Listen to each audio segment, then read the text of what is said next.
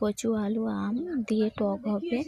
আর এই যে কালকে ল্যাঠা মাছগুলো ভেজে রেখেছিলাম, এই মাছ দিয়েই টক করব। দিয়েছি টকের জন্য তেল গরম হয়ে গেছে। এবার পেঁয়াজ আর লঙ্কাটা দিয়ে দেবো। এটা দিয়ে দিয়েছি, একটু ভালো করে নাড়িয়ে নেব। ভাজা ভাজা হয়ে গেলে আম কচু আর আলুটা দিয়ে দেবো। এটা দিয়ে দিলাম, ভালো করে কষিয়ে নেবো।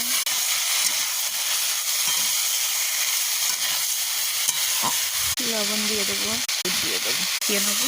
কষিয়ে নিয়ে তারপর জল দিয়ে দেবো। জলটা দিয়ে দিয়েছি, ভালো করে ফুটে গেলে তারপর মাছটা দিয়ে দেবো। ফুটে গেছে ভালো করে, এবার এতে মাছগুলো দিয়ে দেবো। এবারে ঢাকিয়ে দেবো।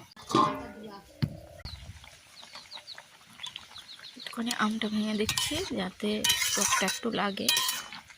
কমপ্লিট হয়ে গেছে, জিরের গুঁড়ো ছড়িয়ে দেবো, দিয়েই নামিয়ে নেব। ল্যাঠা মাছের টকটা কমপ্লিট হয়ে গেছে। যদি ভালো লাগে তাহলে তোমরা এভাবে ট্রাই করতে পারো। আর আমার ভিডিওটা বেশি বেশি করে শেয়ার করো, আর লাইক করো, কমেন্ট করো, অ্যান্ড সাবস্ক্রাইব করে দাও। Tata, bye bye. আজকের জন্য শুভ দুপুর।